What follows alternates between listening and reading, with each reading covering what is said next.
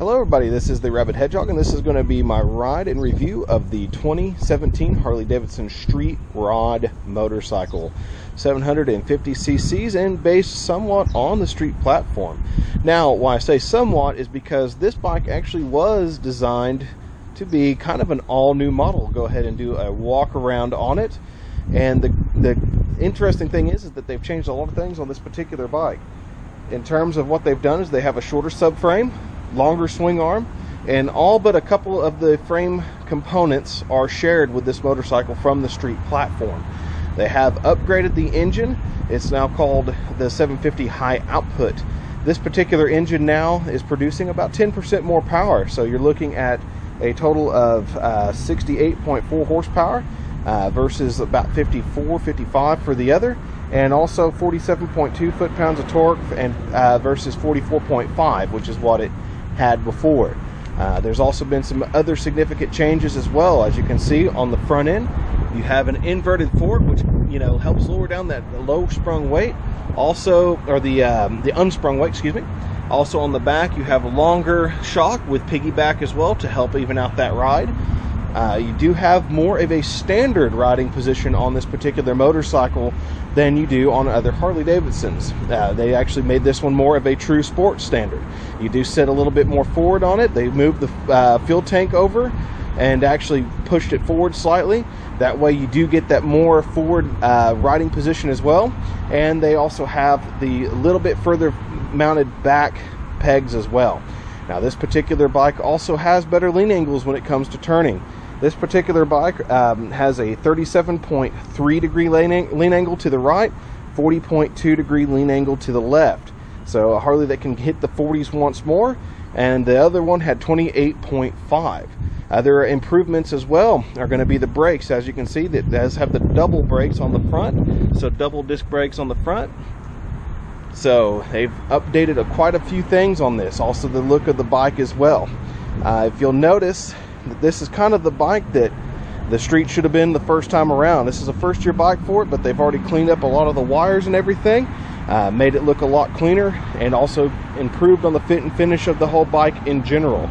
I'll go ahead and we'll get up on this bike and we'll go ahead and get ready to take it for a ride.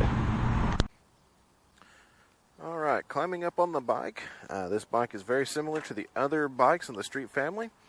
The ignition's right under the speedometer there. You do have the same functions as well. Got your 2 trip odometers, clock, gear, and tachometer on there. You also have your check engine light, neutral, and also your 2 directional indications, oil, temperature, and your bright light. Let's go ahead and kind of look around.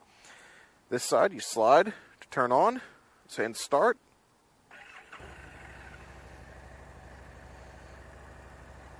Over here, right, click cancel, left, click cancel. Like I said, there's your brights right there, and your horn. Now this bike does have a little bit different of a speed screen in the front, also has the mirrors on the bar end. As I mentioned before, you do sit a little bit more tucked in like you would on a standard bike.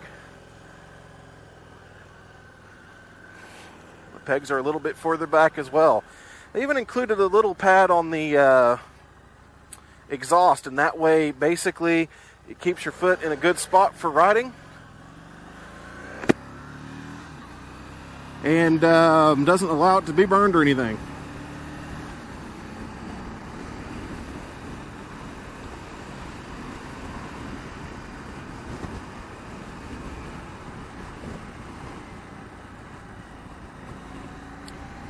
Mirrors work quite well being out there on the bar. You can see just fine.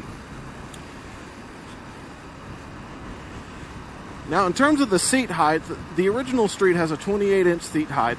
With the newer changes in terms of the suspension and some of the rear sections on the frame and everything, this bike sits a little bit taller at 31 inches.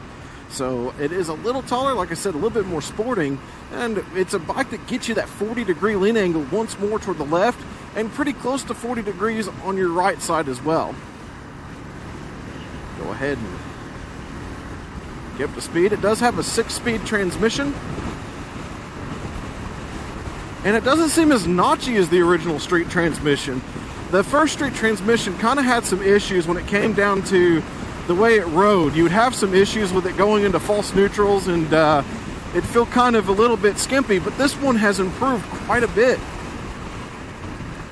Downloads very, very smoothly as well. I went ahead and did that real quick just to see how that felt, and it does really good. Clutch response is about midway through the action there, so you'll hit your friction zone about midway through.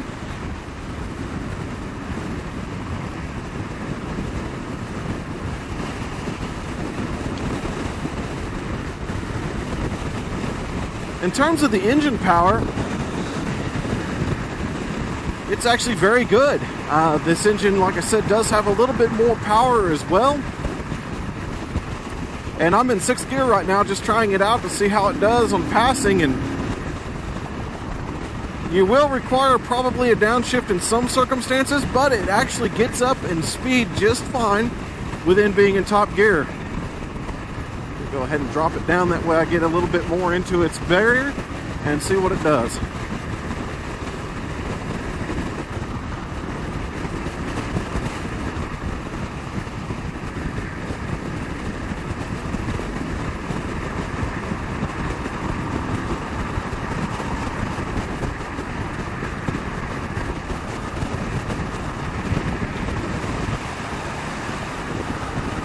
And power is still pretty good. Like I said before, when I had the 750, I rated this as one of my favorite motorcycle engines I've ever rode on. And I'm going to have to say that it's still the same way to me. I still feel that this little engine is very spirited. At 750 cc's, it seems like it has plenty of spunk and plenty of grunt to get around. I mean, it is a perfect little bike to do that. This new seating position, as you can see, my knees are still in line with the tank. I am more forward, my arms are more bent. But it's not uncomfortable at all. The new suspension is what's really catching my attention right now, because remember my other one kind of felt hopscotchy every once in a while when you got on some broken roads. And this road looks a little bit smooth, but trust me, the cement joints in this particular road do bounce around quite a bit. So you do get that hop that you normally would, but this one does not do that. It actually is very compliant on the road. Doesn't hopscotch around. It seems to be holding just fine. I mean, this chassis, I'm about to go around one of these Texas turnarounds. I can tell you this thing is going to be able to turn just fine. Let's go ahead and get her into this turn, because this is doing just, I like it right now.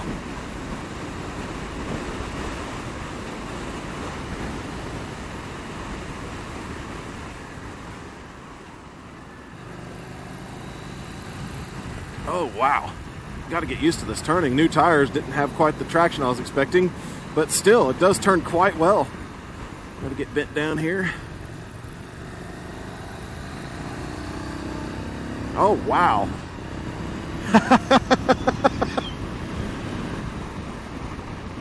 Okay, I really, really like the way this thing runs.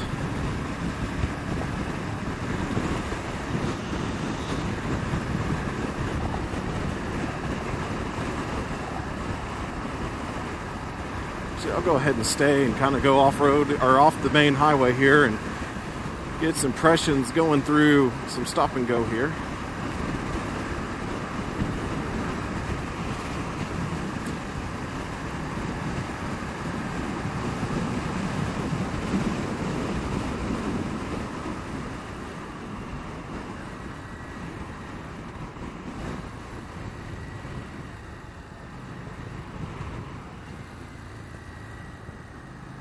Engine braking is about like the last one.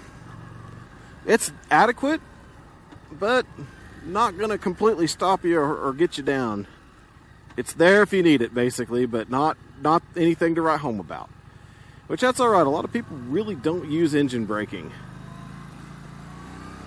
Oh, this feels so weird, because you're expecting not to turn that well, and suddenly you're turning very, very well. And you don't know what to do. If you feel like you need to drop your knee and just go ahead and give her the beans, but it's actually a really nice motorcycle. It's a lot, I mean, everything's so tucked in and tidy up here.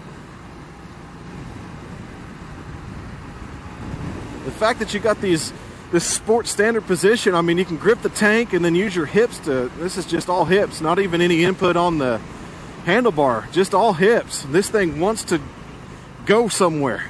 I like that about this bike. I mean, this is something that really only the Sportsters kind of had, you know. Even the other street, you could use your hip, but this one just, I don't know what it is. I don't know if it's the way the suspension's done, but you could sit there and just start swinging your hips around. And it does quite well.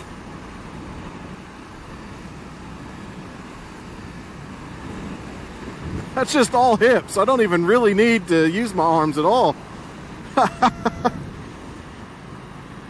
But when you put your arms into it, this thing is ready to just go. I mean, this is much different than the regular street. I mean, it is, I don't know how to say. It's just completely different. I mean, like I said, Harley Davidson, when they did this bike, this is truly technically a new bike. This is fully, except for a few of the frame components and also the fuel tank. The fuel tank and some of the frame components are the same, but the rest of it has been changed.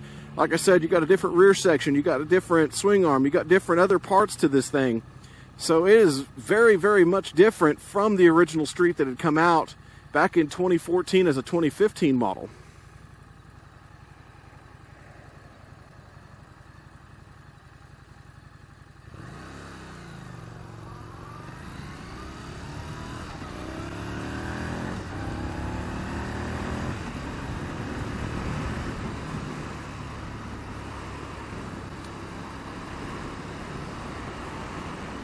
I mean, this bike is just awesome. I shouldn't have rode it. Now I want one of these pretty dang bad.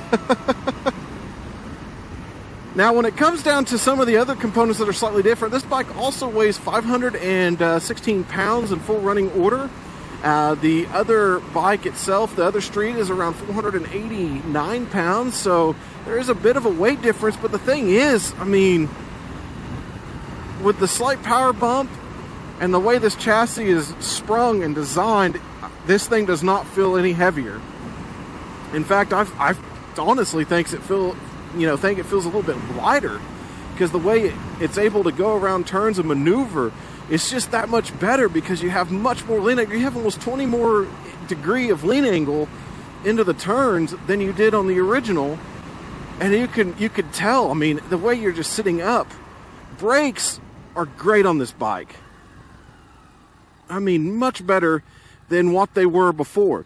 Now, ABS is an option on this bike as well, so you can even step it up for a little bit further if you wanted to. But brakes on this bike are much better than the original. I mean, this bike is literally what Harley Davidson should have came out with when they first brought the street out in 2014. This is literally what the bike should have been. I mean, this is a fantastic redo. It's like the remix of the street. Instead of the street rod, it should have been the street remix. I mean, this thing is fantastic. You know, I was kind of mad when they first released it, I have to be honest, because it was street rod. And they used to have an original street rod, and that particular bike was based on the VRSC chassis, which is the V-Rod Night Rods.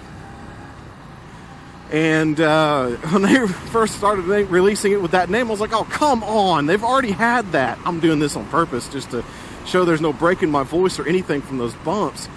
I mean, this thing's suspension, it's so much better than the original street. But anyway, when they released it with that name, I'm like, why did they do that? They're getting rid of a bike that had an awesome pedigree, an awesome name, just because they want to hype up this platform. But you know what? I'm not mad at them at all anymore. This is a bike worthy of the name Street Rod. I mean, it's faster, it's light, it's easy to handle, it's affordable. Only at $86.99 is the MSRP starting out on this bike. I mean, it's well under $10,000, and you get a lot of bike for that money. I mean, this is a great bike for sure. Absolutely, Rabid Hedgehog approved. Just like the original street, but much better.